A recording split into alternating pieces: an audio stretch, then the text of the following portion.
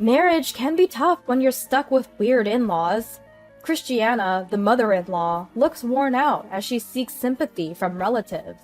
And she never gets better at cooking. Have you ever met an adult who can't learn? Layla, the sister-in-law, jumps in, adding fuel to the fire. Enough is enough. Armed with undeniable evidence, I step in front of the family. My name is Natasha, and I'm 29 years old. I got married 2 years ago and work part-time. My husband Justin has a full-time job. We met through friends and got married after dating for 2 years. We live in a house that was rebuilt on my in-laws' property. That was one of the conditions for our marriage. I initially opposed it because I wanted us to build our own home, but I've learned something since getting married. Justin never stands up to Christiana or Layla. He treats Christiana like she's a goddess, which was a shock to me. He tries to make sense of even her most nonsensical statements. Even when I suggested that living on the same property might be uncomfortable, Christiana shot it down. My opinions are secondary now, though we considered a two-family home. It would be cheaper to build and would save on utilities. But Christiana's selfishness exploded again. She insisted on living alone, complaining about hearing other people's noises, so we ended up building a small, separate house for her. I still don't understand why she was so against it. If anyone should be unhappy, it's me. She even refuses to install a shower in her place and comes over to ours every day. She insists on being the first to shower, claiming it affects her health otherwise. Every day I come home to find Christiana has let herself in and is lounging around after her shower. She even goes through our fridge like it's her own. She complains. At least keep some beer chilled for me after my shower. You're so inconsiderate. So now we end up having dinner together every day. It's like we're living together, except she has her own big room. But that's not the only issue. As mentioned before, Justin has a sister. She's quite a character and very different. Layla is still unmarried, and with her personality, marriage seems unlikely. She doesn't even seem like she could get a boyfriend. Layla is incredibly wasteful. She lives in an apartment 5 minutes away, but only works part-time. She says, "I'll quit my job when I get married, so why work full-time?" But I think the real reason is her obsession with a minor, unsuccessful idol.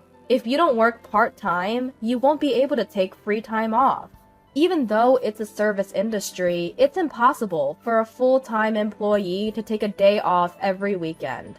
For Layla, these events are her top priority. She brags about being recognized at every event. She buys multiple $10 photos, and her room is filled with them. And that's not all.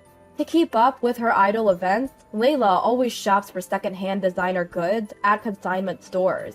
So she's always decked out in worn-out, outdated brands.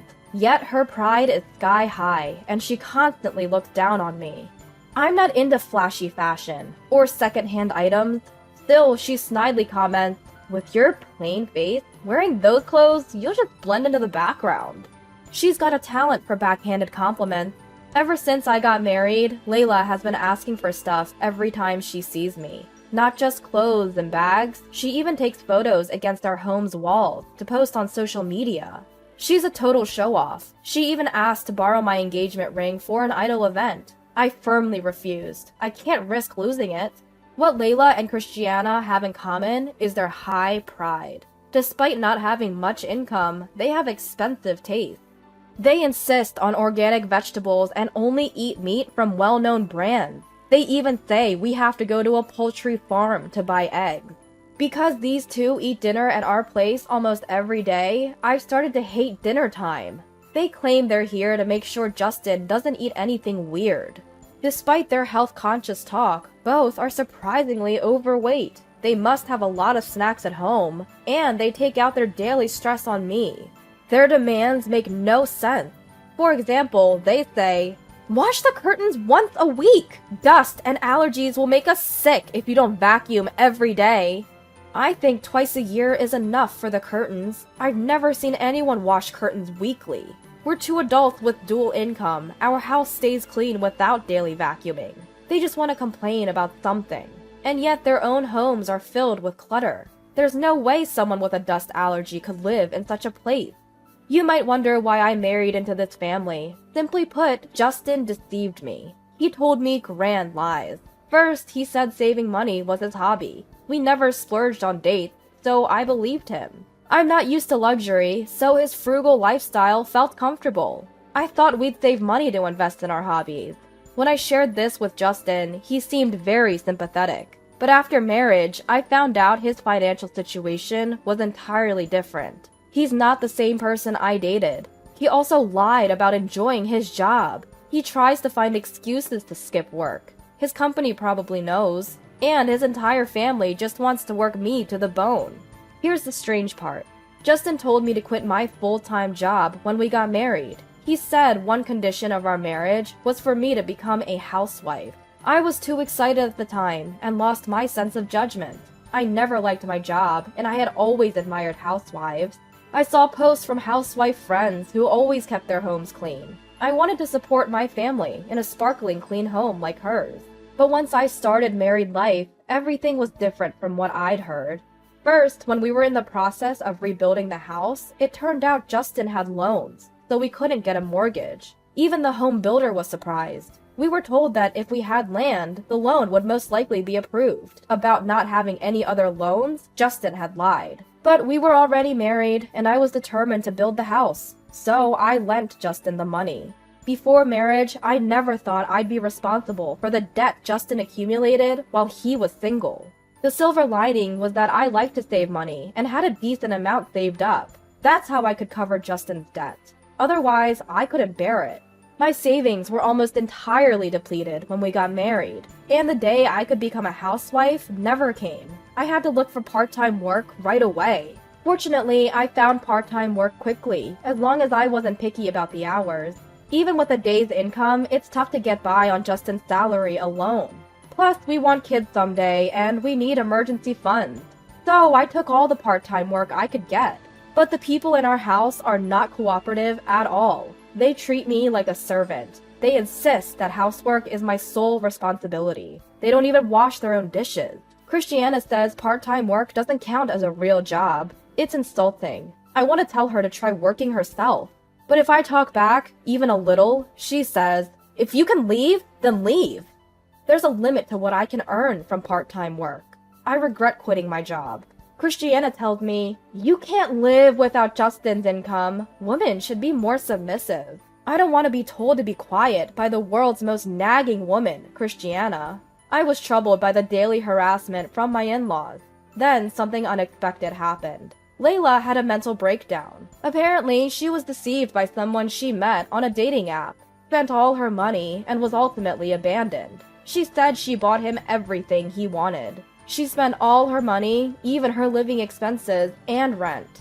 At that moment, I inwardly laughed at Layla. Was it an illusion that she and Christiana looked down on me so arrogantly? But my laughter lasted only a short while. The impact somehow came back to me.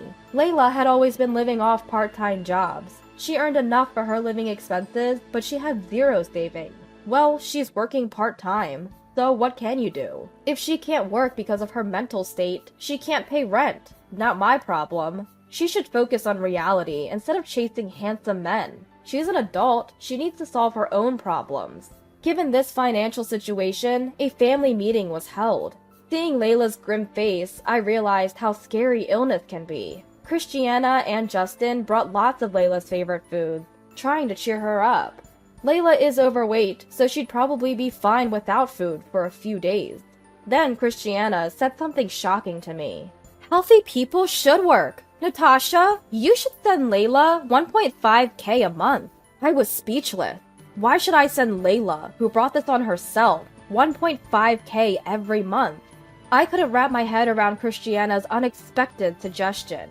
1.5K is too much, even for sending money to a college student. It's ridiculous. Then even Justin chimed in.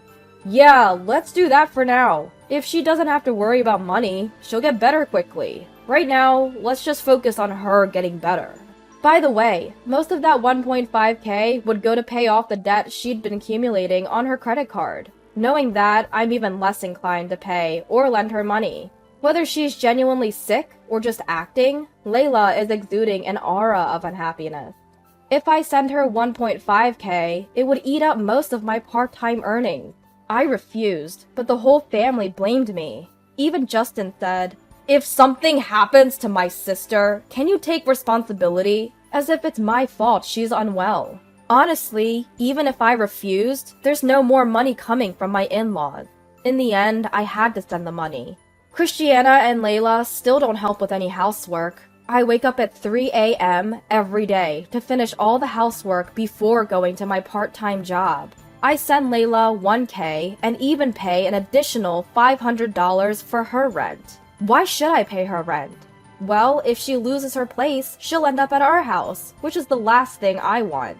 Everyone in this house, including Justin, sees me as nothing more than a convenient source of money. 3 months later, Christiana announced that she's inviting all the relatives for a small home party. She said 40 people would be coming. There's no way our house can accommodate that many people. Christiana says, "Just connect the guest room and the living room." But I don't want to let 40 strangers into my house. In this day and age, social distancing is necessary.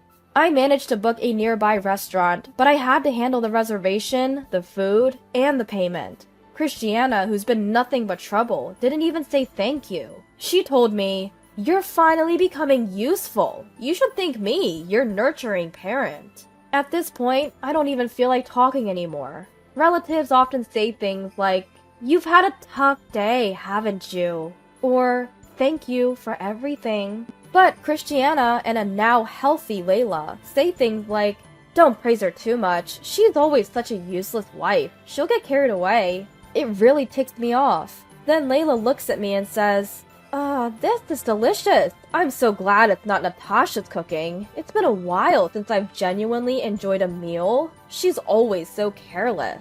"Absolutely. She's always a mess," they say, laughing crudely between themselves.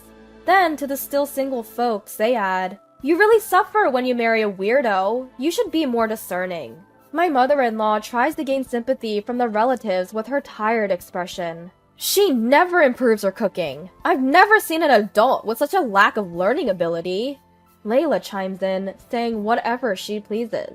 I decided it was time to execute my plan. If you dislike me this much, it's becoming difficult to stay in this family. When I say that, all the relatives look shocked. They're surprised because I've never talked back before. Justin tries to hush me in a panic, but I won't be silenced anymore. I thought this was a good opportunity to expose Christiana and Layla's true nature. I say, "Christiana, Layla, I apologize for being an incompetent wife." They look satisfied. "Good! You understand! Now be quiet. Don't meddle in other people's affairs." Other people. At that moment, all my doubts disappeared. I've reached my limit. I can't send money to Layla or pay the rent anymore. The room buzzes with chatter from the relatives. Everyone is confused. I explain to everyone, "I'm glad Layla is feeling better. I was worried when she got scammed on that dating app." Christiana desperately tries to silence me, but it's too late. The relatives won't let it go. They all want to hear the details. I tell them how Layla got scammed and became depressed, how I was sending her money, and how I was the only one doing housework because my family wouldn't lift a finger. The relatives are all extremely angry. First off, it seems like no one even knew Layla had a part-time job. She had everyone believing she worked at a big corporation, so you can imagine the shock. Why aren't you working then? Why are you so broke? Questions started pouring in from all the relatives. Seems like she couldn't lie anymore, so she started to spill the beans. When she tried to say she wasn't working due to health reasons, I had to correct her. "Come on, stop lying. You're just living life around your failed idol career."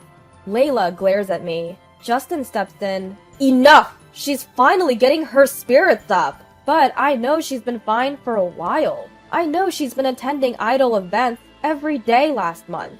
It's infuriating to see her take photos with random guys for $10 each, all on my dime. I exposed everything, from her reckless spending to her death and the mysterious money transfers. Then Layla starts fake crying, claims I've been bullying her and Christiana. I couldn't believe the audacity, but I had prepared for moments like this by gathering plenty of evidence. When I played the audio of Christiana and Layla bullying me, the whole family was in an uproar. I then announced my decision to divorce. I also told them that I had already packed my bags and was ready to leave the house. My husband was both shocked and angry. He probably didn't like being called out in front of everyone. The relatives were furious with my in-laws, saying, "This is totally different from what we've been told." Their support boosted my confidence. Although my husband was angry, the relatives backed my decision to divorce, and it was finalized without a hitch. We're not a wealthy family, so I couldn't expect any alimony or property division. However, with the help of my relatives, I was able to arrange for the money I had lent and sent over the years to be paid back in installments. I had thought that money was gone for good, so it felt like a win. I got him to sign the divorce papers in front of everyone and immediately filed them. I felt like a weight had been lifted off my shoulders. My mood instantly brightened. No more mysterious money transfers or rent payments. I now have a lot more financial freedom. I'm happy that I can finally buy stylish clothes that I haven't been able to afford for a long time. Divorcing was definitely the right move. After that, my in-laws fell apart almost immediately. Well, of course, they couldn't possibly sustain their lifestyle without my income. My part-time earnings were much higher than my husband, so it was inevitable. He was often skipping work and had switched to being paid daily. He had been lying to me and spending his days gambling. There's no way a household of 3 spendthrifts could ever work out. 4 months after the divorce, I happened to pass by my old house and saw a for sale sign. I couldn't help but smile, thinking, serves them right. Since that family gathering, some relatives have been concerned about me and kept in touch. They often update me on what's happening with my former family. From what I've heard, they can't make ends meet and have moved into an old apartment. It's one of those rare places where the toilet and bath are shared. Proud as they are, Layla and Christiana seem humiliated and even more withdrawn. With no money for outings and 3 arrogant people crammed into a small space, it's no wonder they're at each other's throats. Being alone has made me feel free, and I've started to enjoy my work. People around me have noticed that I've become happier, and I think the divorce was a good decision. In fact, I was offered a full-time position from my part-time job, and now I'm financially stable. I'm amazed at how everything has been moving in a positive direction since the divorce. I now have some financial breathing room and am enjoying investing in myself. From now on, I plan to take better care of myself and grab hold of happiness.